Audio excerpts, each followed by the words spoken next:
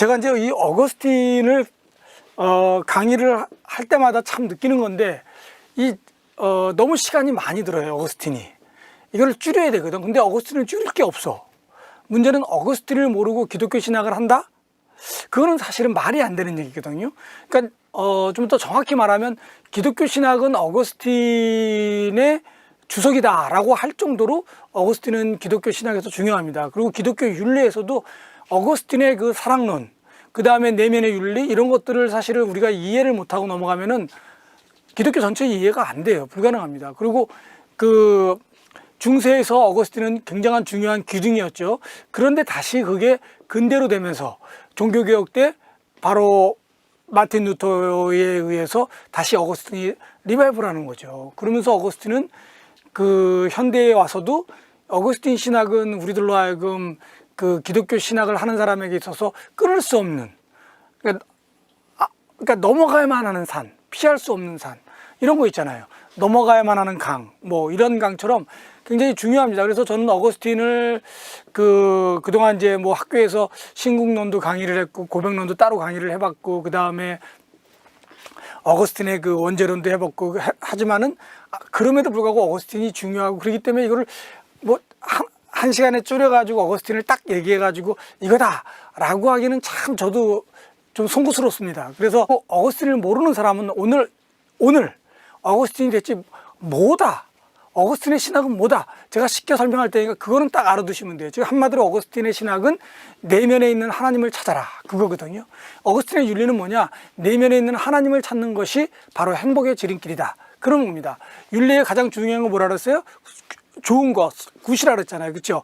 모든 윤리의 목적은 행복을 찾아서 가는 겁니다. 그렇죠? 행복을 찾아. 웨슬리도 그랬죠? 기독교의 하피 크리스트, 행복한 크리스찬. 그렇죠? 그렇기 때문에 어거스틴을 갖다가 한마디로 얘기하면 내면으로 나보다 먼저 이 안에 계시는 하나님을 찾아서 그 하나님과 만나는 그 순간부터 내 삶이 새로운 행복이 생기는 거죠. 그 전까지는 뭐냐? 하나님 만나기 전까지는 방황하는 삶, 힘든 삶, 어려운 삶이죠. 그렇다고 해서 하나님 만났다고 세상 모든 일이 편해지느냐? 이건 아닙니다. 그러나 이제부터는 내면에 있는 하나님을 만나는 순간 이제 어디로 가야 될지의 길이 보이는 거고 세상이 보이는 거고 여러분 인생이 이해가 되는 거죠. 그래서 어거스틴의 중요한 말은 여러분 알고 싶으냐? 그럼 믿어라. 물론 이게 안셀름이 와서 다시 반복이 됩니다. 요거 끝나고 이제 다음 주에는 안셀름이 들어갈 거예요. 그럼 그만큼 이 어거스틴 신학은 그 기독교 전통의 2000년 역사에서 가장 중요한 신학이다. 물론 그렇게 말하면 사도 바울은 뭡니까? 그러니까 사도 바울도 중요하죠. 근데 그러니까 신학으로서의 신학을 얘기할 때 어거스틴을 빼먹을 수 없다는 거죠. 자, 그리고 또 하나 어거스틴에게서 중요한 그 어거스틴에게서 나타난 여러 가지 그 사상들이 나중에 이게 서로 갈라지기도 합니다. 예를 들면 어거스틴이 오늘 강의할 때 나오는 그 마니교랑 충돌이 벌어져요. 그렇죠? 마니교랑 처음에 사이좋게 지내다가 나중에 마니교랑 싸움을 하죠. 그렇죠? 그러니까 신앙적 투쟁을 합니다. 신학 투쟁을. 그때 마니교의 그 운명론에 대해서 어거스틴은 받아치는 거예요. 그러니까 뭐가 돼요? 자유의지가 강조되죠. 그러나 뒤에 가면은 펠라기우스 논쟁이 나오게 되면 펠라기우스는 뭐예요? 자유의지를 너무 우상화시키는 거야. 그러니까 어거스틴은 그게 아니다. 자유의지는 하나님의 은총을 받은 다음에 그 다음에 자유의지가 작동할 수 있는 거지 그 전부터 자유의지가 나의 구원의 문제를 해결해 주는 건 아니다. 이게 루터가 그대로 흉내냅니다. 그러니까 뭐 어떻게 돼요? 나중에는 자유의지보다는 뭐가 돼요? 하나님의 섭리, 하나님의 예정이 강조가 되죠. 그러니까 이 어거스틴의 전기 사상과 후기 사상, 그러니까 사실은 전기라고 말하기는 어려운데 마니교 때의 사상과 그 펠라기우스 때의 이 갈등, 이 주장들이 언뜻 보기에는 충돌하는 것처럼 보이는 거야. 그래가지고 중세에서 어거스틴의 초기 사상을 그 마니교권을 가지고 온 사람은 예중론을 강하게 자유의지를 강조하게 되는 거고요. 뒤에 그 펠라기우스로 논쟁한 거를 가져오는 사람은 뭘 강조하겠어요? 예정론을 강조하죠. 근데 예정론하고 자유의지는 서로 상반되는 것처럼 보이는 거거든요. 사실은 그렇지는 않습니다. 근데 칼빈주의에 와서는 이게 상반적인 것처럼 보이기 때문에 문제가 되는 거예요. 이런 자유의지, 우리가 윤리를 얘기할 때 중요한 게 뭐냐면 윤리는 내가 자유롭게 자유인이 돼야지 내 행위에 대한 책임이 나에게 있는 거거든요. 그렇잖아요. 제가 종인데 어떤 행위를 했어요. 그러면 제가 한 게 아니라 시켜서 한 건데 그게 제가 되겠냐고. 그렇죠. 이런 식으로 자유인만이 책임이 있는 거고 자유인만이 도덕적인 의무가 있는 거예요. 이런 부분들에 대해서 그 기독교에서는 굉장히 중요한데, 제가 자꾸 하는 얘기는 뭐냐, 그만큼 어거스틴이 이게 커요. 어거스틴이 엄청 큽니다. 삼위일체론도 그렇고 그냥 방대합니다. 그 신궁론 하나만 갖고도 한 학기를 강의할 수 있으니까, 고백론 하나만 갖고 한 학기도 강의합니다. 그런 어거스틴을 오늘 짧게 설명하지만, 그러나 에센스를 기억하자 이거죠. 뭐예요? 어거스틴은 내면으로 들어가라. 이거를 기억하셔야 됩니다. 그리고 이 어거스틴의 이 사유가 데카르트에 와서 다시 반복됩니다. 데카르트가 뭐라 그래요? 나는 생각한다고로 존재한다라고 얘기를 하면서, 데카르트의 가장 중요한 명제는 뭐냐? 내가 의심하고 있는 나를 의심할 수 없다. 그러니까 내가 가짜라고 하는 거를 의심하고 있는 그 나는 의심할 수 없다는 거죠. 그게 누구 얘기냐? 어거스틴 얘기거든요. 그러니까 그만큼 이 어거스틴은 내면의 신학, 내면 속에서 만나는 하나님의 신학을 하는 겁니다. 그리고 어거스틴의 고백록 같은 경우는 여러분, 고백록이라고 하는 건 참 재밌는 거예요. 왜냐하면 자서전이거든요. 자기를 쓰는 겁니다. 근데 그 당시에는 고백록이라고 하는 그런 장르가 없어요. 어거스틴이 제일 처음입니다. 그전에는 뭐냐, 여러분 그 반지의 제왕이라든지 호빗이라든지 이런 것처럼 서사시, 영웅 서사시, 내면의 세계를 다루는 것이 아니라 외면의 세계, 모험의 세계, 영웅들의 세계, 이런 것들을 쫙 다루는 거잖아요. 그렇죠? 근데 어거스틴은 그런 바깥에 있는 용과 뭐 이런 것들을 다루는 게, 독수리 이런 걸 다루는 것이 아니라 자기 안에 있는 그 수없이 긴 삶의 여정을 자기 걸 풀어내는 겁니다. 이게 이제 굉장히 중요한 그 주체성에 대한 문제가 등장하는데, 그래서 이거를 그 12세기에 어거스틴을 따라서 흉내낸 사람이 누구냐면 아발라드고, 그 다음에 이 어거스틴적인 내면으로 들어가자 그 주장을 한 사람 역시 아발라드고, 그 다음에 저는 그것이 루터며 그 다음에 키에르케고르다, 이렇게 연결된다. 저는 그렇게 보는 거예요. 그만큼 어거스틴은 중요합니다. 근데 어거스틴을 한마디로 정의하면 뭐라고요? 내면으로 들어가라. 나보다 먼저 이 안에 계시는 하나님을 만나라. 이게 어거스틴입니다. 여러분 이걸 꼭 기억하시고요. 그러고 나서 이제 풀어갑시다.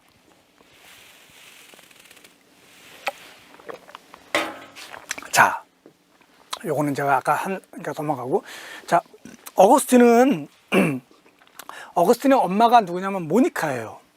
그래서 그 유명한 얘기 있잖아요. 눈물의 자식은 망하지 않는다. 그게 누구냐면 모니카입니다. 모니카는 어거스틴 아버지는 관료였고 어머니는 독실한 기독교인이었고요. 그래서 어머니의 종교가 기독교죠. 그래서 모니카는 이 아들의 교육을 위해서 노력을 많이 합니다. 근데 그 어거스틴은 똑똑해가지고 이제 그 집안에 이제 기대가 있는 거죠. 그래서 당시에는 출세하려면 그러면 뭐가 돼? 우리나라도 마찬가지지만 출세하려면 뭐 관료가 돼야 되는 거잖아요. 그렇죠? 근데 아버지도 관료였지만 하급 관료고 높은 관료는 아니었죠. 그러니까 이제 그 공부를 시켜가지고 법이라든지 뭐 이런 걸 시켜가지고, 그 당시에는 이제 중요한 게 뭐냐면 수사학이라든지 그 다음에 문법이라든지 이런 것들을 알아야 글을 화려하게 쓰고 말을 화려하게 쓰고 참 이렇게 해야지 되는 시대였으니까 어거스틴에게 이제 그런 거를 공부를 가르치는 겁니다. 똑똑하니까 이제 더 집안에 이제 총명하니까 계속 어거스틴에게 이제 투자를 하는 거죠. 근데 문제는 뭐냐면 어거스틴이 학교 가서 옛날에 공부가 재밌었거든요. 근데 너무 재미없는 거예요. 왜? 그 당시 공부는 뭐예요? 여러분 때려가지고 가르치는 거잖아요. 여러분 때려가지고 그게 공부가 되겠어요? 물론 되긴 돼요. 맞아가면서 하는 것도 사실 진짜 공부가 되긴 됩니다. 왜냐하면 그 맞는 게 무서워가지고 공부를 하니까. 그 여러분 암기 같은 거는 뭐야? 맞아가면서 공부해야 금방 암기가 돼요. 요즘은 안 때리니까 이제 암기가 잘 안 될 수도 있는데, 그렇다고 때리라는 얘기 아닙니다, 여러분.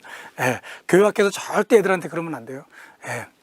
그래서 이제 학교를 갔더니 학교에 가서 보니까 선생님이 매질만 하고, 그 다음에 그 아름다운 공부들이 도리어 선생님들 때문에 재미가 없어지는 거예요.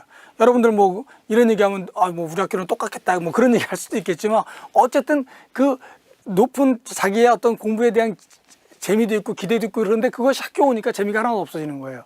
마치 그 아름다운 저기 음식에다가 마치 뭐 쓴 쓸갱요? 쓸개 같은 거 쭉 뿌려가지고 먹지도 못하게 만드는 것 같다고 말할 정도입니다. 자, 그러나 그러고 나니까 어떻게 돼? 애가 자꾸 삐뚤어지는 거죠. 못된 친구들하고 만나고 노는 거죠. 근데 사실은 못된 친구는 사실은 어거스틴이었거든요. 어거스틴의 친구가 못된 게 아니라 어거스틴이 못된 친구의 대장이에요. 근데 이제 모니카는 여러분들도 그렇지만 자기 아들이 삐딱하면 뭐냐면 우리 아들은 착한데 못된 친구 만나가지고 그런 거라고. 항상 뭐냐면 자기 아들은 문제가 없어. 주변에 친구들이 문제가 있는 거야. 이런 식의 사유를 그 모니카도 한 거예요. 그러니까 이제 모니카하고 아버지는 그 아들을 갖다 그러면 이제 좀 딴 데로 카르타고라고 해서 여러분 카르타고는 여러분 그 아프리카 북쪽에 있는 데입니다. 이게 그 이탈리아하고 제일 가까운 지역 중에 하나입니다. 그렇기 때문에 여기서 무역이 발달해 가지고 카르타고는 옛날부터 굉장히 흥성한 도시였어요. 한때는 카르타고의 그 유명한 장수 하니발이 알프스 산맥을 넘어가지고 로마를 점령하잖아요. 그렇죠? 그런 것처럼 카르타고는 한때는 엄청난 도시였죠. 물론 로마 시대에도 엄청난 그 무역항으로 도시였죠. 근데 여러분 그래가지고 아들을 갖다가 카르타고에 유학을 보내요. 자, 여러분 생각해 보세요. 카르타고의 그 무역항에는 뭐가 있습니까? 제가 지난번에 샌프란시스코를 갔었거든요. 갔는데 샌프란시스코가 원래 지금은 막 샌프란시스코 가면 머리에 꽃을 꽂고 오세요. 막 아름다운 노래들이 많은데 여러분 사실 샌프란시스코 그 사실 성프란시스코라는 뜻 아니에요, 그렇죠? 근데 거기는 옛날에 해적 도시였습니다. 거기에 뭐냐면 인신매매, 그 다음에 뭐 매춘, 그 다음에 해적, 그 다음에 이 뭐 금강 이래가지고 세상에 그 동네 그 일확천금을 노리는 사람들, 그 다음에 깡패 뭐 좀 약간 우리가 천박하게 하면 양아치들 다 모여 사는데 그게 바로 그 샌프란시스코였어요, 옛날에 그쪽에. 그리고 거기서 이제 은강 나오면서 그 맨날 옷이 해지니까 그때 만든 옷이 뭐냐면 텐트를 찢어가지고 바지를 만든 거야. 그게 청바지입니다. 그게 지금 랩이라고 하는 청바지 있죠. 그때부터 나온 거예요, 그게. 그러니까 그런 어떤 지저분한 동네였거든요. 그러니까 지저분하다라기보다는 도시는 발달하지만 어쨌든 그 굉장히 사회적 문제가 많은 도시죠. 항상 뭐가 막 부밍되면 문제가 많잖아요. 당시 카르타고도 마찬가지입니다. 이 선원들이 오고 가고 이런 데기 때문에 여기 또 홍등가가 또 발달하는 거예요, 여러분. 그리고 또 그런 그 분위기가 그렇게 형성이 되는 거잖아요. 그러니까 이 어거스틴은 진짜 못된 놈이죠. 못된 아들이에요. 아니 엄마 아빠가 열심히 해가지고 자기 다른 동생들 가르치지 않고 자기만 가르쳐가지고 거기다가 그냥 돈 들여가지고 유학 보냈더니 가서 한 게 뭐냐면 여자 얻어가지고 공부 대신에 애를 낳아요. 그 아들 이름도 아데오 다투스. 아데오라고 하는 게 뭐냐면 여러분 아가 뭐냐면 여러분 프롬이죠, 그렇죠? 데오가 뭐예요? 신이죠. 그리고 타투스는 뭐예요? 선물이라는 거야. 신이 준 선물이다. 이게 무슨 신이 준 선물입니까? 나중에 이제 아들이 죽긴 하죠. 그러나 그만큼 18살에 애 낳고, 물론 당신은 이제 그 18살이면 더 성인이죠. 그러니까 애 낳을 수 있는 건데 그게 문제가 아니라 지금은 뭐 30대에 애를 낳지만 물론 이제 상황이 달라지니까 그만큼 어거스틴은 엄마 말을 안 듣고 아빠 말을 안 듣고 아주 얼마나 그 모니카를 힘들게 해서 모니카가 맨날 가서 우는 거야. 하도 우니까 그 목사님이 뭐라 그러냐면 사제가 아니 왜 이렇게 우냐고 아들 때문에 운다니까 이렇게 우는 엄마의 아들은 망하지 않는다고. 예, 그래서 눈물의 자식은 망하지 않는다. 유명한 얘기를 하는 겁니다. 어쩌면 여러분과 제가 눈물의 자식이 되면 안 되죠. 부모님한테. 자, 그런 것처럼 그 어거스틴은 방황을 합니다. 근데 이 방황이라는 게 그 자기의 고백록에서 쫙 나와요. 어느 때까지 방황하냐? 하나님을 만날 때까지. 자, 이 방황이 그러다가 이제 어디로 빠지냐면 이제 아들을 낳고 나서 약간 나이가 철이 드는 거예요. 그러면서 저 공부 좀 해야겠다. 이제 공부 좀 해야겠다. 그래가지고 이제 그 책을 하나 읽었는데 그 유명한 책이 호르텐시우스라고는 키켈로 또는 시세로라고 하기도 하고 키켈로라고 하기도 하죠. 유명한 그 명연설가기도 하고요. 글을 잘 쓰죠. 거기서 뭐냐면 필로가 뭐냐면 사랑이라는 뜻이고 소피아는 지혜를 사랑하는 것에서 얘기가 나오는 거야. 그러니까 그러면 지혜를 공부해야겠구나. 이게 이제 올바른 길인가 보다 라고 생각해서 지혜를 공부하려고 그래서 제일 먼저 떠올랐던 것 중에 하나가 뭐냐면 성경입니다. 자, 성경이라는 게 뭐냐면 어머니가 늘 봤던 성경. 저도 저희 어머니가 봤던 성경책이 지금도 집에 있어요. 옛날에는 이렇게 갔지만 요즘은 이렇게, 옛날에는 이렇게 위로부터 아래로 가거든요. 한자 많이 있고요. 아주 새카매요. 근데 이 손때 묻은 성경책, 이걸 볼 때마다 그걸 놓고 기도하면 기도가 너무 잘 돼요. 그만큼 물론 이제 그 성경이 기도를 만들어주는 건 아니지만 그만큼 성경 속에, 성경을 통해서 우리가 그리스도를 발견하니까. 근데 문제는 어거스틴은 성경을 읽고 더 실망을 한 거야. 왜냐하면 그 당시 성경책은 옛날 라틴이거든요. 그러니까 어떻게 된 거냐면 그 성경책이 처음에 쓰여진 게 아람어로 쓰여 있잖아요. 그렇죠? 헬라어 방언. 그렇죠? 그거를 갖다가 라틴어로 번역하는데 당시에 그 기독교는 뭐예요? 노예 종교거든요. 그리고 박해받는 종교거든. 그러니까 제대로 된 멋있는 키케로라든지 무슨 로마의 그 화려한 그 문체, 그 아름다운 그 라틴어의 수사역어를 가지고 있는 그런 책이 아니라 그냥 투박하게 급하게 번역한 책 같은 구 라틴어로 번역한 책입니다. 그러니까 이 문체가 거칠어요. 그러니까 이 사람은 공부를 그래도 자기는 나름대로 한 사람인데 이게 뭐야, 이렇게 이 진리를 담는 그릇이 이렇게 거칠어. 예? 근데 여러분, 그 유명한 얘기가 있습니다. 제가 여기서 약간 딴 얘기로 새는 건데, 옛날에 어떤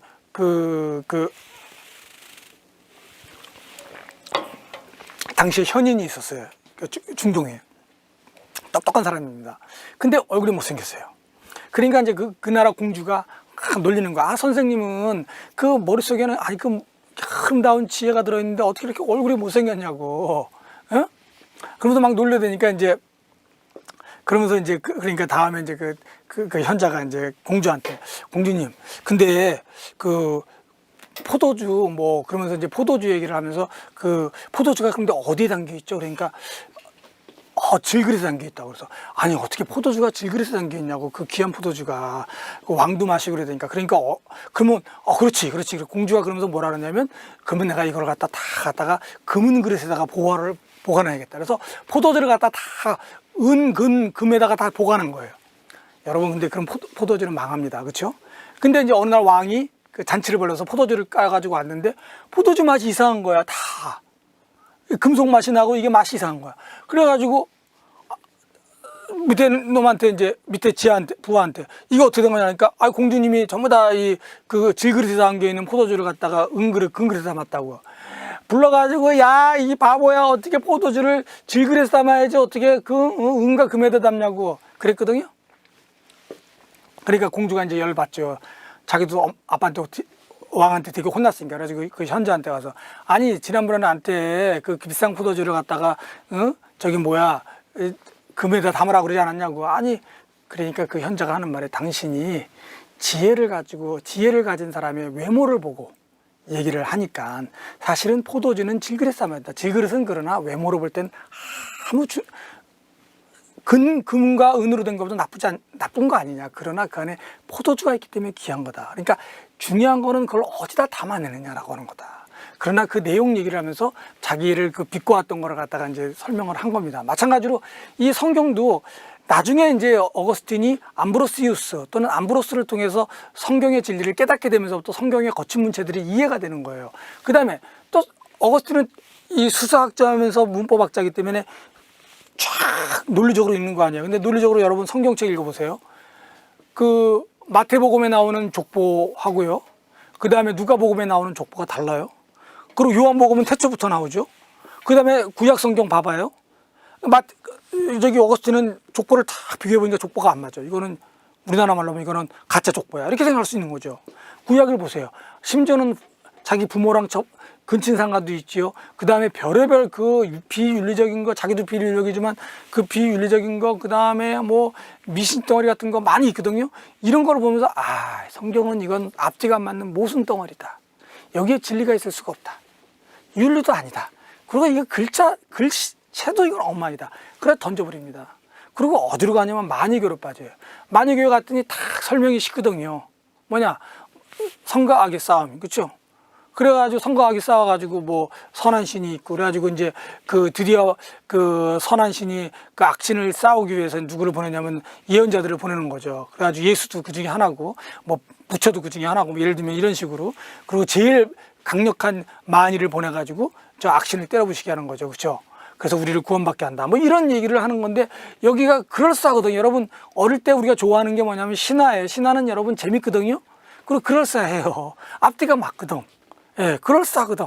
여러분 사실 성경은 그럴싸하지 않아요. 앞뒤가 안 맞습니다. 그게 이유가 있는 거예요. 마태, 마가, 누가, 요한 복음들이 서로 다르게 시작점이 달라요. 그 이유가 있는 겁니다. 그거를 알면 더 큰 은혜가 생기는 거죠. 그러나 어거스틴은 그거 모르니까 그러다 만유교로 빠져요. 근데 만유교에서는 뭐냐?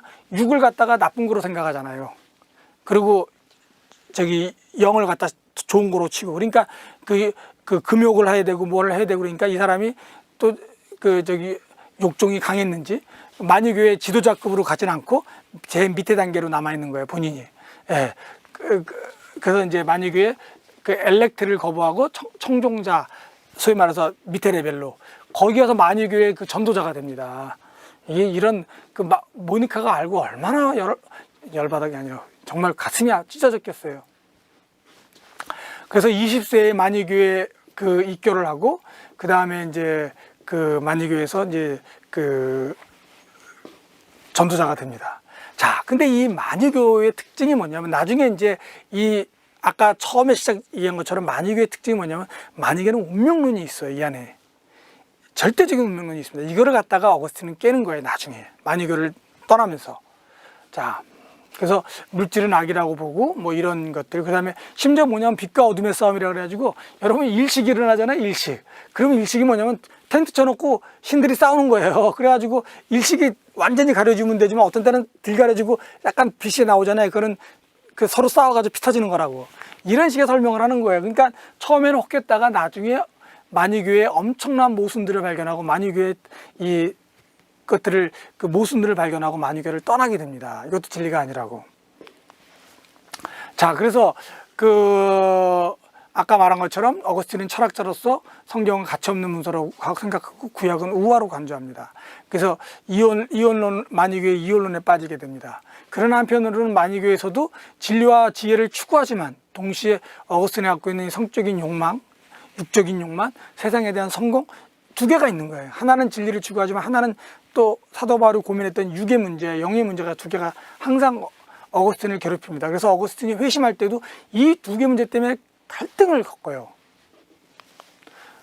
자, 그리고 이제 만유교로 전향한 다음에 집에 들어오니까 엄마가 집에서 쫓아내죠. 나 같아도 쫓아내겠어요. 그렇죠? 근데 쫓아내니까 더 좋아해. 예, 그래가지고 이제 돌아다니면서 자기 고향에 와서 포교 활동을 하고요. 그런데 이제 친구의 죽음을 경험합니다. 이때 친구의 죽음을 경험하면서 죽음이라고 하는 이 엄청난 영혼에 대한 문제를, 그러니까 영원이요, 혼이 아니라 이터니티. 그래서 하이데거 같은 경우에는 이 죽음이 하나의 키에르크가 말하는 이터니티, 영원의 문제거든요. 인간은 이 영혼의 문제가 우리를 뚫고 들어오면서 우리를 갖다가 불안하게 만들고 우리를 갖다가 회심하게 만들거든요.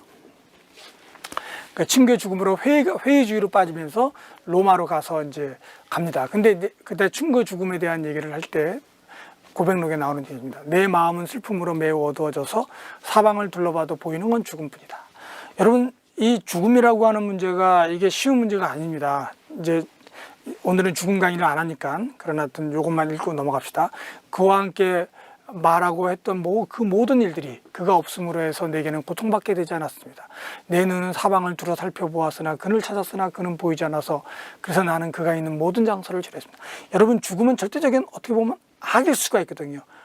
그러니까 아무리 어거스틴이 자기가 잘 나가고 아무리 자기가 똑똑하고 그리고 아무리 자기가 정욕이 강하고 그래도 죽으면 끝나는 거거든요. 여러분, 죽으면 끝나는 겁니다. 제가 이왕 나온 김에 옛날 얘기 하나 더 하면, 여우가 포도밭을 이제 지나가는데 여우가 배가 고파요. 근데 포도밭에 포도가 맛있게 열린 거야. 그걸 먹고 싶어. 너무 맛있잖아요. 그렇죠? 근데 개구멍을 찾았어. 근데 개구멍이 너무 작아. 그래서 어떻게 돼요? 그걸 들어가려고 여우가 단식을 합니다. 살을 쭉 빼요. 그래가지고 고기를 들어가. 그래가지고 거기서 신나게 먹고 나오려고 그러는데 살이 찐 거야. 다시 못 나와. 어떻게 돼요? 살을 쭉 빼가지고 나온 겁니다. 이게 바로 인생은 그런 겁니다. 올 때는 아무것도 안 갖고 오지만 여기서 잘 먹고 잘 살고 다 하지만 다 눕고 떠날 땐 그냥 빈손으로 떠나는 거거든요. 이게 바로 우리 인생인데, 바로 어거스틴은 바로 이런 죽음의 문제를 이때 경험을 하는 거예요. 죽음이라는 건 아까 뭐라 그랬어요? 영원. 이터니티에 대한 질문이거든요. 자, 그러면서 이제 이 어거스틴의 회심을 이제 슬슬 이제 준비가 되는 거죠. 이게 이제 발동이 걸리는 겁니다.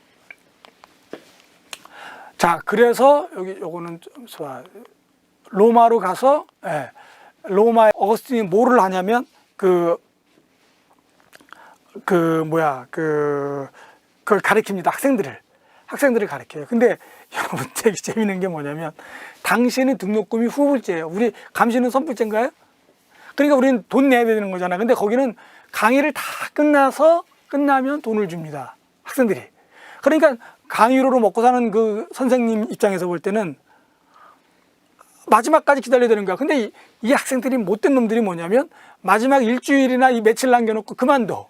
그러면 강의료를 안 줘도 되는 거잖아. 감히 강의료를 띄어먹는 거예요. 그러니까 이 나쁜 놈들 봤네. 그러면서 자기도 나쁜 놈이지만 어거스틴은 거기서 실망을 하고 밀라노로 가는 거예요. 거기서 뭐냐면 궁정에 가서 왕이 쓰는 예를 들면 글을 아름답게 아무리 못된 왕도 멋있게 써주고 연설문 같은 거 써주는 거. 그런 거를 그 밀라노로 가서 합니다. 근데 밀란에 가서 누구를 만나요? 그 유명한 암브로스를 만나죠. 암브로시우스 또는 여러분 제가 어거스틴 하지만 라틴어는 아우구스티누스예요. 맨 처음에 우리가 PDP에다 올린 것처럼. 근데 제가 왜 어거스틴 하냐 그러면 이게 이제 개신교에서는 이게 입이 된 거예요. 카톨릭에서는 아우구스티누스라고 반드시 얘기하더라고. 근데 우리는 어거스틴 입에 배니까 그냥 하는 거고, 여러분 제가 말하는 어거스틴 그러면 그 아우구스티누스 둘 다 똑같은 말이고, 암브로스는 암브로시우스 같은 말입니다. 예. 그 밀란의 대주교를 만나서 여기도 제가 이제 그 수사학자예요. 아주 설교를 잘합니다. 그 대표적인 것 중에 하나가 엠마오로 가는 두 제자 얘기를 엠마오로 가는 두 제자한테 예수님이 성경책을 그러니까 말씀을 풀어주시듯이 그 암브로스가 말씀을 푸는 거야. 그러니까 이때 어거스틴이 성경을 이해하게 되는 거예요.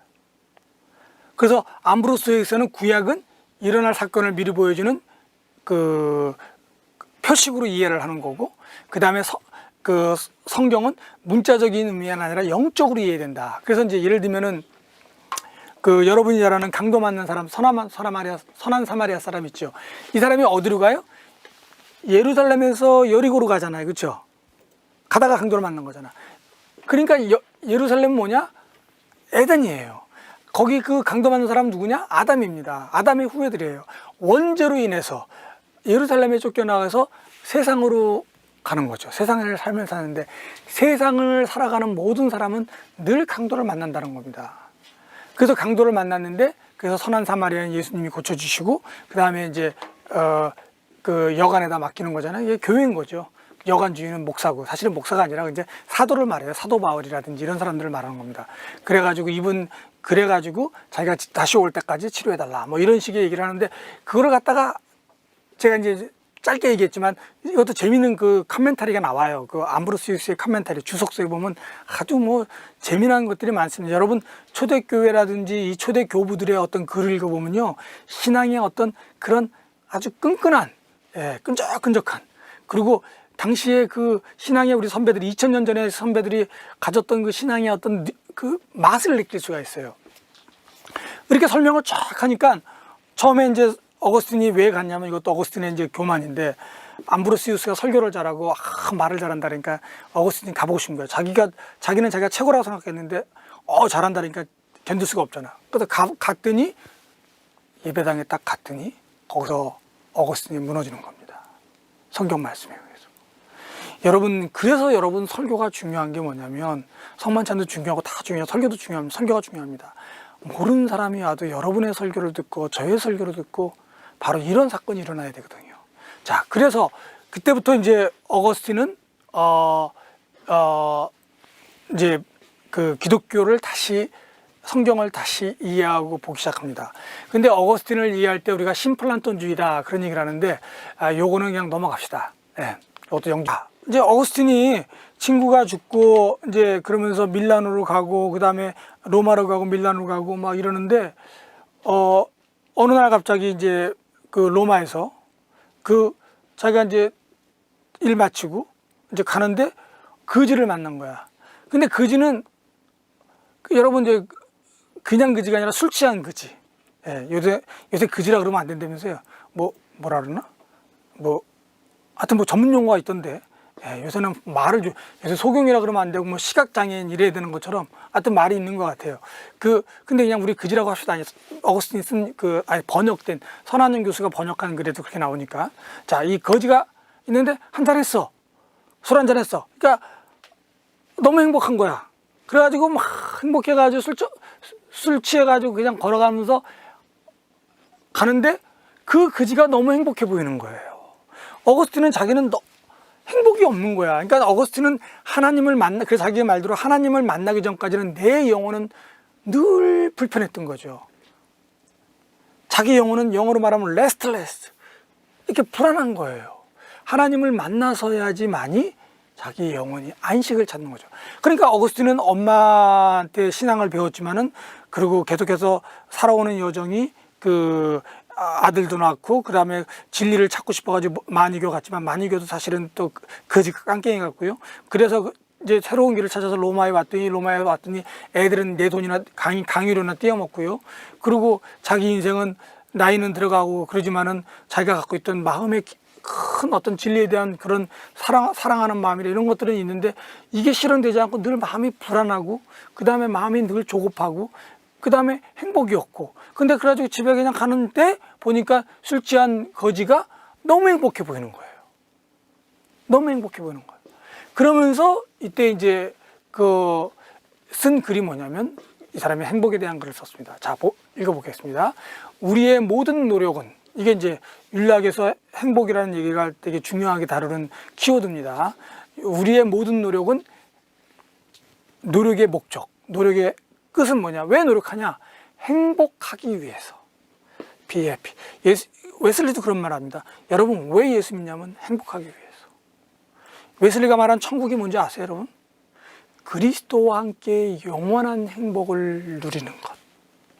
그러니까 우리가 천국에 가면, 그러니까 영생이라 그러죠. 영생이라는 게 뭐냐면 천국에 가서 그리스도와 더불어 영원한 eternal happiness, 영원한 행복을 누리는 거예요. 영원한 즐거움을 누리는 거죠. 그게 우리의 인생의 목적입니다. 우리 기독교인이, 그래서 예수 믿는 사람 중에서 행복하지 않다 그러면 예수 믿는 게 문제가 있는 거예요, 여러분. 자, 마찬가지로 지금 어거스틴도 그 얘기하는 거야. 우리가 살아가는 목적이 뭐냐? 행복하기 위해서 그러는 건데, 그래서 말은 어렵지만 우리의 모든 노력의 목적은 행복 상태에 도달하는 거지 하는 건데, 그 말은 우리는 행복하기 위해서 사는데, 근데 저 거지는, 내 앞에 있는 저 거지는 이미 나보다 먼저 그 경지에 이른 것 같아. 나는 아직 거기까지는 아니다. 왜? 술 한잔 먹고 모든 걸 잊어버리면 행복해 보이는 거죠. 물론 그러면서 이제 그가 소유한 행복은 참 행복은 아니다. 왜? 술 깨면 다 말짱 도루묵이니까요. 그러나 내 욕심이 찾고 있던 행복은 더 거짓된 거다. 그 거지보다, 거지는 술 한잔 먹고 취해가지고 행복함을 느끼지만 자기는 뭐냐면 탐욕, 욕심이, 욕정 이런 것들에 의해서 추구하는 거거든요. 그러니까 어떻게 말하면 행복을 추구하려고 하는 이 욕정이 문제라는 겁니다. 이건 더 거짓되다. 그러면서 고백록에도 계속 나오지만 인간이란 어떤 대상에서 행복을 찾느냐에 따라 큰 차이가 난다. 여러분, 돈을 통해서 행복을 추구하는 사람이 있냐? 아니면 인간관계를 통해서 행복을 추구하는 사람은 인간관계에서 망하는 거죠. 돈 때문에 망하는 사람처럼. 그러니까 어거스틴은 자기가 추구하는 예를 들면은 학문이라든지 진리라든지 아니면 한때는 홍등가에서 여자를 통해서 행복을 맛보려고 그랬고, 그 다음에 만이교를 통해서 맛보려고 그랬고, 그러나 거기서 진정한 행복이 없는 거예요. 그러니까 행복은 어떤 대상에서 행복을 찾으려고 하느냐에 따라서 차이가 있다는 거죠. 즉, 하나님 밖에는 우리에게 행복을 줄 수 있는 분이 없다. 그래서 행복이라는 것은 어거스틴이 늘 얘기하지만 고통을 넘어선 행복이고 단순한 무조건 즐거움이 아니에요. 그리고 대상의 가치를 알아야 돼. 그렇죠? 대상이 누구냐.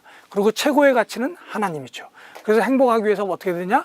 나보다 먼저 내 안에 계시는 하나님을 만나라. 그래서 하나님을 만나려면 내면으로 들어가라. 그래서 내면의 스승은 바로 로고스인 예수 그리스도다. 이게 이제 어거스틴의 주장입니다. 그래서 이게 아까 밀란 암브로스 했으니까 넘어가고요. 그래서 이제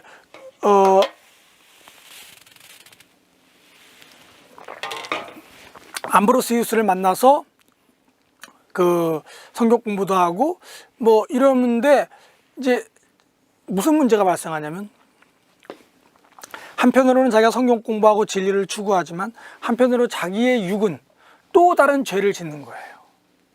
그러니까 이게 분리된 인생을 사는 거죠. 그러니까 오라 나는 공고한 자라다라고 하는 사도 바울의 그 절규의 외침처럼 이 어거스틴도 그 단계에 도달한 겁니까? 그래서 어거스틴이 절규를 하는 거예요. 어느 때 절규를 하느냐? 오 주여 어느 때까지입니까? 오 주여. 자기 힘들다 이거야. 왜? 성경을 통해서 이렇게 가는 길이 옳다고, 머리는 옳다고 믿고 있지만 몸은 일로 가고 있는 거거든요. 이거에 대해서 여러분, 우리 감신 학생들도 그렇고 지금 심각한 문제가 이거 아니에요. 우리는 머리로는 아는데 몸은 딴 데 가는 거야. 그러니까 어거스틴도 그 갈등이 있는 거예요. 그래서 오 주여 어느 때까지입니까? 오 주여 어느 때까지입니까? 당신께서 노하시려 하십니까? 나의 이전의 죄악을 기억하지 마시고. 나는 그 죄악으로 인해서 아직도 꽉 묶여있는 것 같이 느껴집니다. 저는 그러니까 다시 쉬운 말로 말하면, 아니 그 자기가 이 몸에 의해서, 그러니까 이 몸이라고 불리는 죄에 의해서 자기가 묶여있는 걸 느끼는 거예요. 어거스틴은 여기서 풀어줘야 되는데 언제 풀어지냐 이거야. 이러고 막 통곡하고 있는데, 울고 있는데 갑자기 밖에서 들려오는 애들의 목소리가 뭐냐면 똘레레게 똘레레게. 똘레레게라고 하는 거는 뭐냐면, 여러분 들고, 똘레가 들고 레게는 읽어라 그런 말이거든요. 들고 읽어라, 들고 읽어라. 그때 딱 떠오른 게 성경책이 떠오르는 거예요. 그래서 성경책을 딱 들고 있는데 로마서 13장 12절부터 14절, 그 여러분도 잘 아는 성경 구절, 밤이 깊고 낮이 가까웠으니 그러므로 우리가 어둠의 일을 벗고 빛의 갑옷을 입자. 다시 이제 어둠을 버리자. 여러분, 그렇죠? 낮인데 뭐 왜 어둡게 살아요? 예, 환하게 살아야죠. 빛의 갑옷을 입자. 낮과 같이 단정히 행하고 방탕하지 말고 술 취하지 말고 음란하지 말고 호색하지 말고 다투지 말고 시기하지 말고 오직 주 예수 그리스도의 옷을 입고 정욕을 위하여 육신의 일을 도모하지 말라. 이게 이제 어거스틴에 대한 하는 얘기죠. 어떻게 또 그냥 정확히 성경 구절을 뽑아줬는지 이때 어거스틴이 뒤집어집니다. 완전히 뒤집어지는 거죠.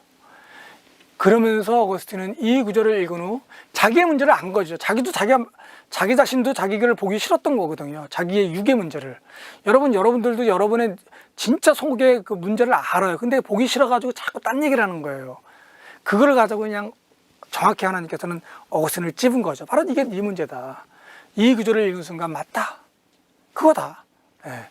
그러면서 즉시 확실한 빛이 내 마음속에 들어와서 의심의 모든 어둠을 쫓아버립니다. 그래서 어거스틴이 이때 회심을 하고, 그전에는 머릿속에 회심을, 이제는 인격적인 회심을 합니다. 그리스도 외에는 자기는 받아들이지 않겠다. 그때 이제 어거스틴이 이제 엄마한테 찾아가니까 엄마가 너무 기쁜 거죠. 그래서 눈물의 모니카가 기쁨의 모니카로 바뀝니다. 이제 당신은 나를 당신에게로 전향이란 말을 참 제가 이거 뭐 선한윤 교수님이 쓴 글을 제가 썼기 때문에 옮겼는데, 전향이라는 게 그쪽 방향을 전환한다는 거예요. 에드가 뭐냐면 어디로 향해서, 태는 당신, 거거든요. 당신을 향해서 전향하게 하셨으니 나는 아내나 세상에 어떤 다른 희망도 찾지 않기로 하였습니다. 오직 하나님만 찾겠다. 나는 오래전에 당신이 나에 대해서 꿈으로 어머니에게 보여주신 신앙의 기준에 굳게 서게 됐다는 거죠. 이제 여러분, 여기서 신앙의 기준이라는 게 뭐냐면, 당신 이제 그 교회에서 공부하신 분들이라든지 신학 공부할 때 신앙의 기준 또는 신앙의 표준, 신앙의 규범 다 같은 말이에요. 레굴라 피데이. 이게 무슨 얘기냐면, 그 초대교회에 자꾸 이상한 신앙들이 들어오는 거야. 이단들이 들어오는 거야. 그러니까 기독교 밖에서 하면 이방 종교가 되기 때문에 문제는 안 돼. 근데 꼭 이게 기독교라고 들어오는, 여러분 신천지가 이단이 되는 게 뭐냐면 꼭 기독교라고 그러고 들어오는 거잖아요. 예, 참진리라고. 그러니까 자꾸 이상한 그 영지주의자들, 가연 그 예수님이 진짜 십자가 죽은 게 아니라 가짜가 죽은 거라는 등 뭐 별의별 얘기들 다 나오고 뭐 그러기 때문에 초대교회에서 신앙의 기준을 정합니다. 요거는 요 기준에 의해서 요거는 요거고 저건 저거고 저건 저거. 예수 그리스도는 그 참 하나님이고 참 신이고, 그렇죠? 참 참 하나님이고 참 인간이고, 그 다음에 뭐 니케웨에서는 여러분 뭐가 나와요?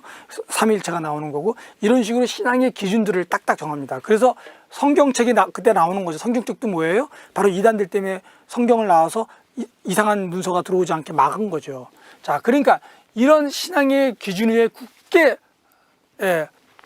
다른 데 빠지지 않게 서 있게 해줬다. 그러니까 당신은 어머니의 슬픔을 기쁨으로 바꾸어 주셨다. 여러분, 그래서 이 모니카가 너무너무 기쁜 거야. 근데 나중에 모니카가 이제 돌아가시죠. 하여튼 뭐, 자, 그리고 이제 암브로시우스에게 그 387년에 세례를 받습니다. 그리고 어머니는 그 다음에 돌아가시고, 그러니까 어머니는 그 어거스틴이 세례받기 전까지는 안 죽으려고 했던 거죠. 예. 근데 어머니의 죽음이 또 엄청나게 충격을 줘요. 어거스틴은 제가 보기엔 마마보이 같아. 예. 그리고 391년에 사제직을 받고요. 그 다음에 감독직은 396년에 받습니다. 그래서 다시 아프리카 북쪽으로 돌아서 히포, 레기우스, 그러니까 북아프리카에서 이제 수도원 같은 운동을 하고, 거기서 그러고 나서 이제 안수받고 사목을 시작하고요. 그러고 나서 396년에 어거스틴이 감독으로서 일합니다. 자, 그때 이제 그 도나티스트 논쟁이 발생하는데, 여러분, 이 도나티스트 논쟁은 다른 말로 교회론. 자, 기억하세요. 도나티스트 논쟁은 교회론이고요. 펠라기스 논쟁은 원죄론입니다.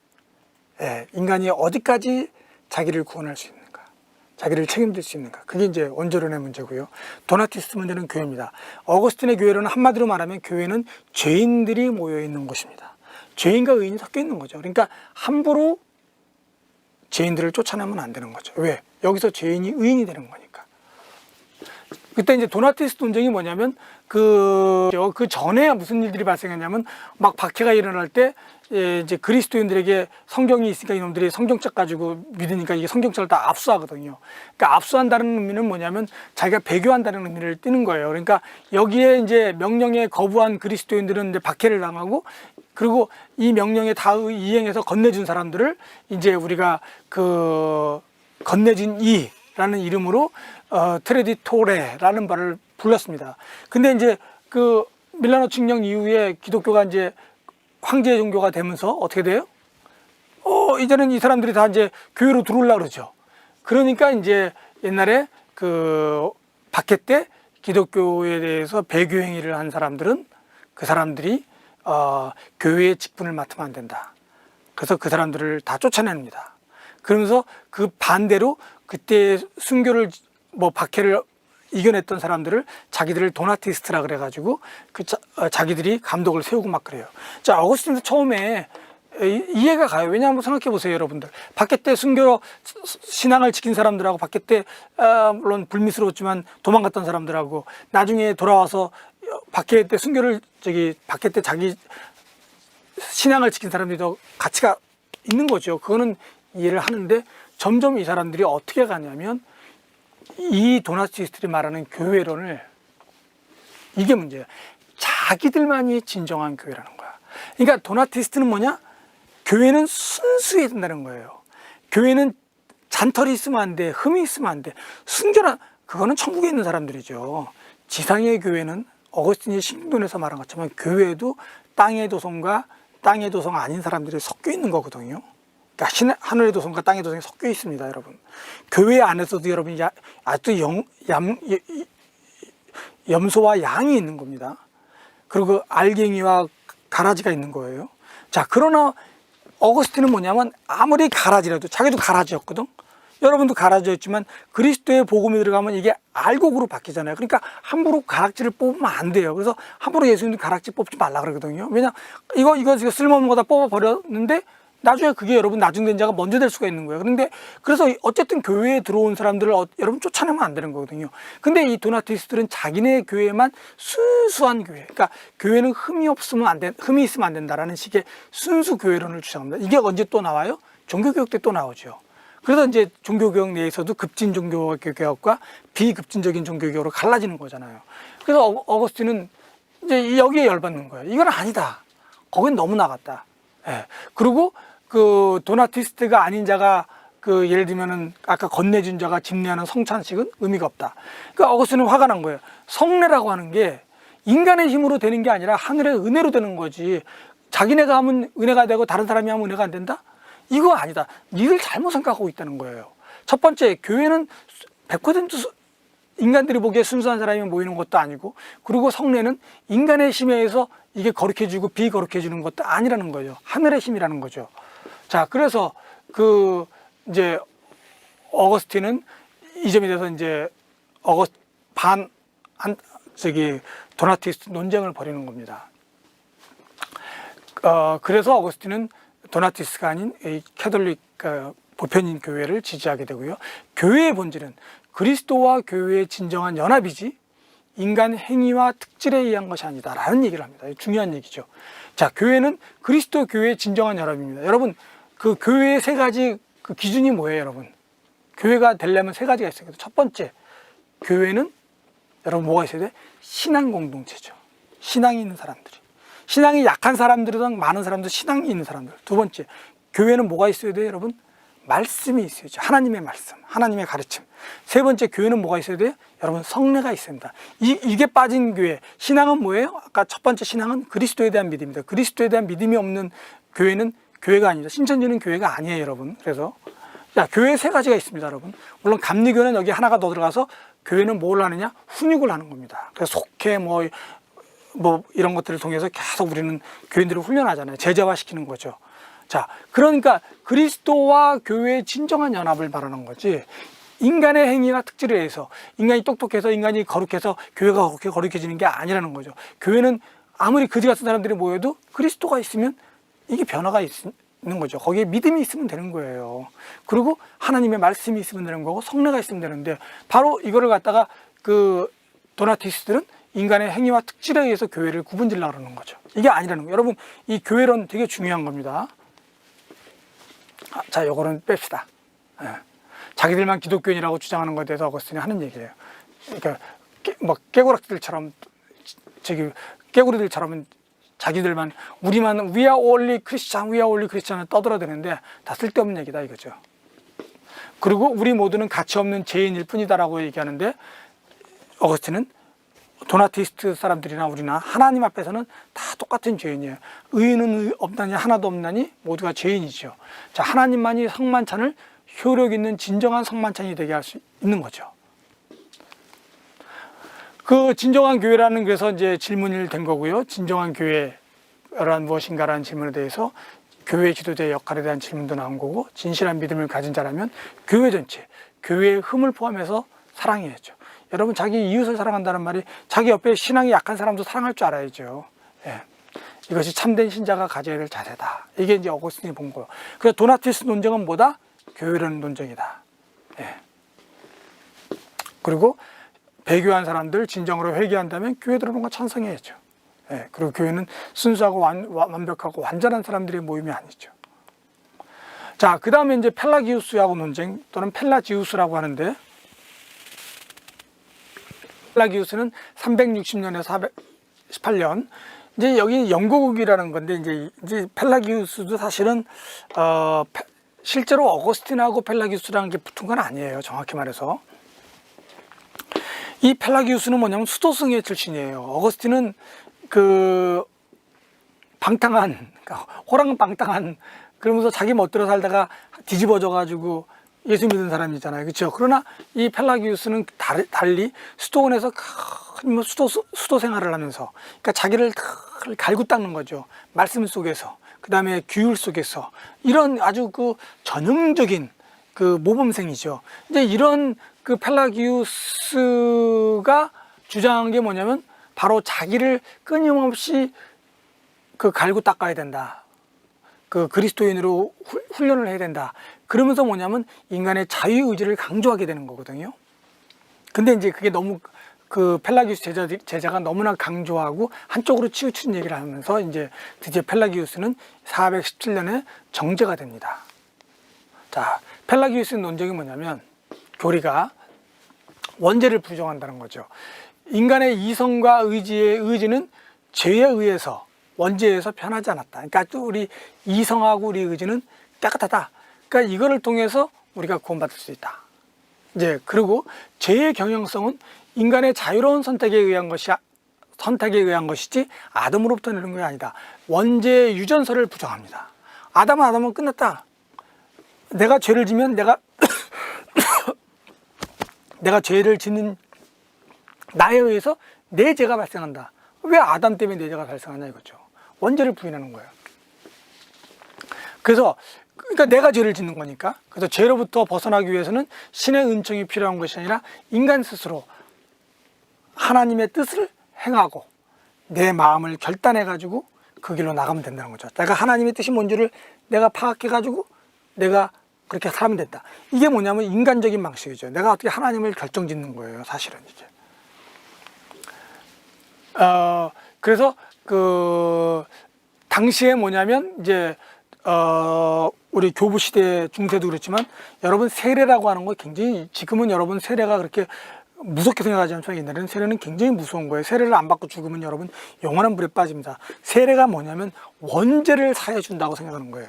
여러분 웨슬리에게도 그게 있어요. 여러분 웨슬리의 세례론, 기독교 그 감리교 성례전 여러분 공부하실 때 성만찬하고 세례 여러분 이거 분명히 알아야 된다. 우리 감리교가 믿고 있는 그리고 이 기독교 전통에 있는 성례전하고 이게 그러니까 근데 당시에는 뭐냐면 원죄가 다 사해지니까 그 다음부터 좀 막 살아도 된다 이거죠. 이런 거에 대해서 펠라기우스는 아니다 이거죠. 아무리 세례를 받고 원죄가 사라졌다고 해도 그러나 우리는 끊임없이 자유의지로 그 갈고 닦아서 하나님에게 다가가야 된다. 근데 이게 이제 말이 요까지는 사실은 괜찮은데 2절이 잘못되면 문제가 되는 거예요. 자, 무슨 얘기냐면 구원을 인간의 노력에서 얻을 수 있다. 어거스틴은 아니다 이겁니다. 자, 펠라기우스는 인간의 의지와 노력, 인간은 노력해야 하나님의 은총을 얻을 수 있다는 거죠. 근데 어거스틴은 아니다. 먼저 하나님의 은총이 있어야 되는 거예요. 인간의 노력이 앞서. 왜? 인간은 장림된 자이기 때문에 은총이 들어와야 빛이 들어와야 빛을 볼 수 있는 거거든요. 빛이 없는 사람은 빛을 못 보는 거죠. 어둠 속에서 여러분 헤매는 거는 노력하는 거는 그냥 장님이 자기 닭 잡아먹는 것처럼 아무 힘이 없다라고 보는 겁니다. 그래서 은총의 시작과 끝은 하나님으로부터. 그 다음에 펠라기우스는 은총은 이미 밖에 객관적으로 존재하는 거야. 자기가 그거를 쟁취하면 돼. 그러나 어거스틴은 이 안으로 은총은 안에서 찾아야 된다. 밖에서 찾는 게 아니라 행위로부터 찾는 게 아니라 내 안으로 하나님을 만나야 된다. 인격적인 하나님, 실존적인 하나님을 만나지 않으면 안 된다는 거죠. 자기가 만난 것처럼. 그래서 밖에 있는 은총도 인간의 노력으로 획득할 수 가능하다. 펠라기우스, 어거스틴은 하나님의 은총은 창조 때부터 안에 있기 때문에 내면으로 들어가라. 그러나 이제 그 펠라기우스나 어거스틴이나 같은 얘기를 하는 건 뭐냐면 인간의 본성이 하나님에 의해서 선하게 창조된 거예요. 근데 문제는 뭐냐? 원죄에 의해서 선하게 창조된 인간이 원죄에 의해서 망가진 거죠. 그래서 그 심지어 쌍둥이 얘기를 하지만 세상에 아직 물들기 전에도 쌍둥이 간에도 이 서로 싸우는 질투와 이게 있다는 거예요. 아주 갓난 애기들이. 자, 그러니까 이 서로 간에 아무것도 모르는 갓난 애까지 질투하고 이러는 걸 보면서 인간의 원죄를 다시 한번 확인했다. 이제 어거스틴이 하는 얘기입니다. 자, 그래서 어거스틴은 인간의 원죄에서 모든 인간이 그 망가진 거죠. 그래서 그 원죄 유전서를 얘기하는 겁니다. 그래서 인간의 구원은 하나님의 은총이 반드시 필요한 거죠. 그리고 그 은총에 우리가 믿음으로 응답하는 거고요. 그것이 어거스틴의 주장입니다. 그래서 인간구원에서 은총과 공로에 있어서 어거스틴은 인간의 의지에 앞서서 신의 은총이 필수고요. 원죄를 강조하고요. 그만큼 인간의 무능력하다는 얘기를 하고 신의 은총과 유아 세례는 절대적으로 필수입니다. 여러분 유아 세례 우리 웨슬리에도 유아 세례는 반드시 중요한 거죠. 여러분 왜 중요해요? 유아 세례는 여러분 다른 데 가서 분명히 우리 얘기하실 수 있어야 됩니다. 유아 세례는 성경에서 정한 거예요. 예, 사도행전에 온 집을 세례해 주거든요. 그리고 예수님이 어린아이를 오는 걸 막지 말라고 어린아이에게 안수기도 합니다. 예. 자, 그 다음에 펠라기우스는 그에 비해서 인간의 의지를 강조하죠. 자유의지. 그 다음에 원죄와 유아 세례를 부정합니다. 이제 이것이 이제 그 어거스틴하고 다른 점이죠. 그래서 펠라기우스는 정죄를 당합니다. 제가 얘기했듯이 펠라기우스는 자유의지를 강조하고 이때는 이제 어거스틴은 신의 은총을 강조하다 보니까 여기서 이제 어거스틴의 독특한 예정론이 나오는데 그 예정론은 칼빈이 말한 이중 예정은 아니에요. 자, 그래서 죄. 타락 이전에 봅시다. 타락 이전에는 죄를 질 수도 있고 죄를 안 질 수도 있는 가능성이 있어요.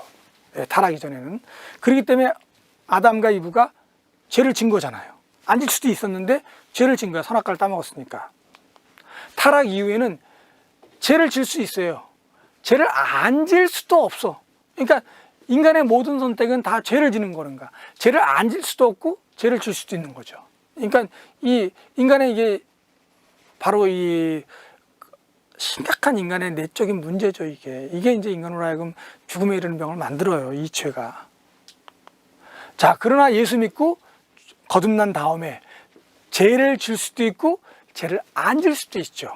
예. 그리고 마지막 성화 이후 천국의 삶은 죄를 안 질 수도 있고 죄를 질 가능성은 없다. 그래서 중요한 거는 여기서 지금 보는 거는 타락 이후에 인간의 모든 행동은 죄를 질 수 있다는 거죠. 그러니까 내가 하나님의 뜻이 이거라고 주장하는 순간 그 안에도 우리 인간의 원죄에 의해서 잘못된 판단을 할 수 있다는 거죠. 그러니까 자기가 옳다라고 하는 주장 속에 이미 자기가 들어갈 수 있기 때문에 인간은 끊임없는 죄의 연속이죠. 그러니까 이 죄의 고리를 끊기 위해서는 내 거로는 안 되는 거죠. 하나님의 저 높은 곳에서 내려오는 하나님의 은총의 힘에 의해서만 나를 깨는 거죠. 여러분 다 경험했던 거 아니에요, 이거? 그래서 중생 이후는 예수 믿었지만 여러분 죄를 질 수도 있어요, 여러분. 예수 믿었지만 또 죄를 짓는 사람들이 다시 거꾸러지는 거죠. 예. 그리고 죄를 안 질 수도 있죠. 그러니까 웨슬리의 말대로 성화의 길로 가야 되는 겁니다. 자, 삼위일체에 대한 얘기를 간단하게 할게요. 이제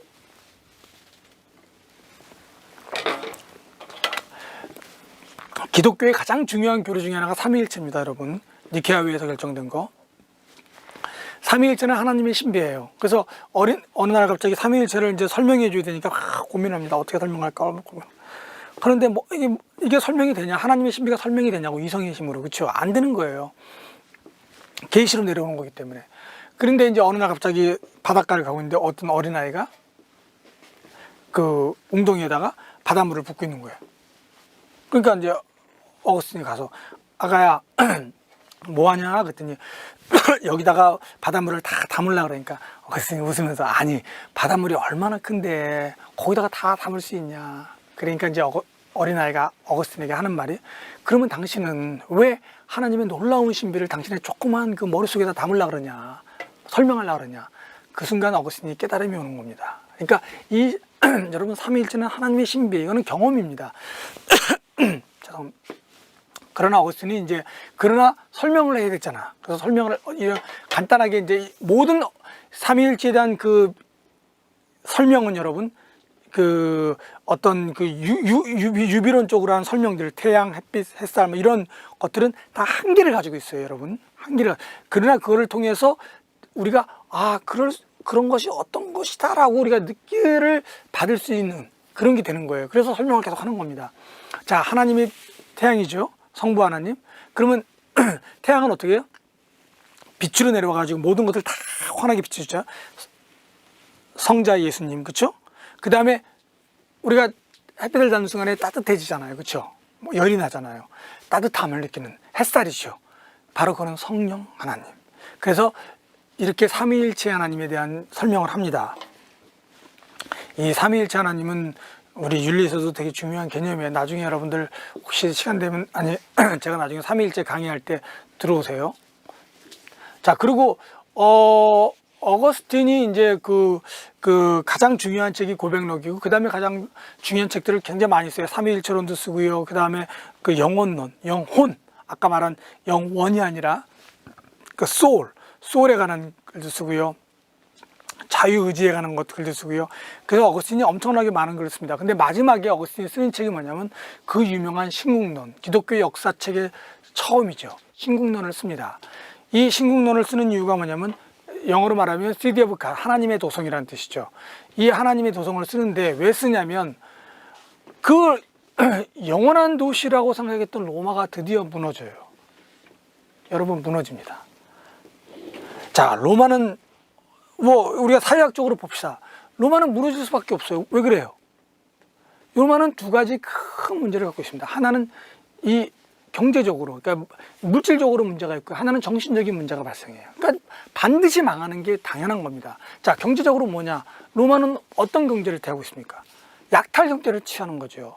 그래서 군대를 통해서 다른 나라를 정복해서 거기서 약탈을 하는 거죠. 그러니까 조공을 받는 거죠. 뭐 이집트를 점령해서 이집트의 밀 이런 것들을 다 받는 거죠. 뺏는 거죠. 한마디로 약탈입니다. 물론 근사하게 하니까 뭐 조공을 받는다. 그러니까 이 지중해 근처에 비옥한 땅들을 다 점령해 가지고 그거를 받습니다. 그러니까 그거를 가지고 로마는 생활을 하는 거예요. 자기들이 농사 짓는 것도 아니고요. 자기들이 공장을 져 가지고 생산해내는 것도 아니고 다른 사람이 만들어낸 거를 가지고 자기가 생활하는데, 문제는 뭐냐? 여러분, 그러니까 수입보다 지출이 많으면 어떻게 돼요? 여러분의 개인 삶도 그렇고, 여러분의 집안도 그렇고, 여러분의 우리 학교도 그렇고, 여러분의 교회도 그렇고, 나라도 그렇고, 수입보다 지출이 망하면 어떻게 망하는 거예요. 그러니까 뱅크럽시, 파산되는 거거든요. 마찬가지로 로마는 들어오는 거는 제한되어 있는데, 여러분, 사치라고 하는 것은 점점 더 커지는 겁니다. 여러분 사치는 이건 몬스터의 괴물입니다. 이걸 한번 시작하면요, 사치는 사치를 만들어요. 그러니까 점점 사치가 심해지고, 그리고 어떻게 돼요? 수입은 제한되는 거죠. 그러면서 로마가 이제 처음엔 로마의 병사들이 굉장히 강했거든요.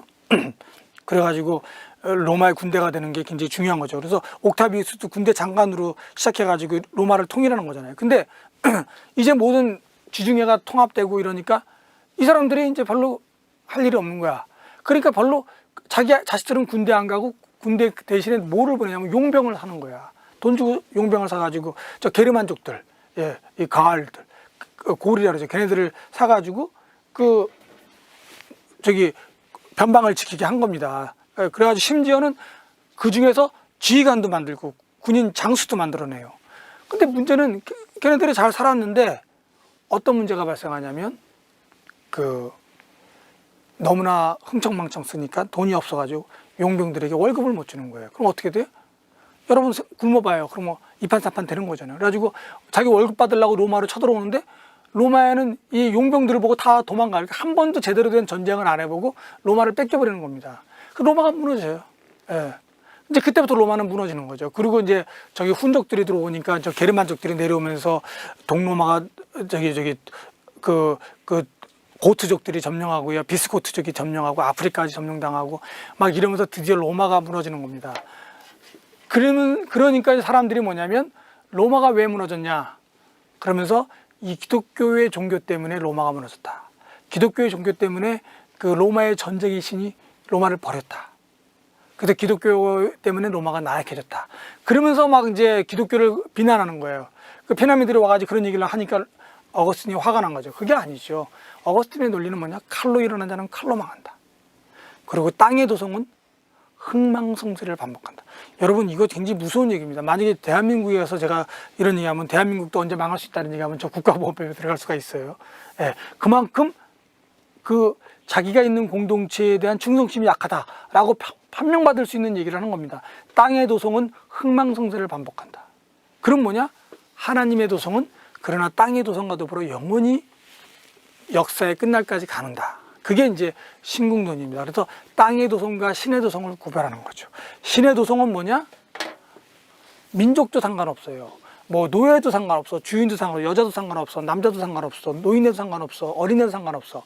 오로지 하나님을 사랑하는 사람들, 자기보다 하나님을 더 사랑하는 사람들의 컨그리게이션이 뭐냐? 모임이 뭐냐? 바로 신의 도성이죠. 신의 도성은 그렇기 때문에 아까도 말했듯이 교회가 신의 도성이 아닙니다. 교회 안에도 여러분 하나님보다 자기를 더 사랑하는 사람이 있어요. 땅의 도성에 속한 사람이 있습니다. 인간의 모든 거는 땅의 도성과 신의 도성이 구별되는 거죠.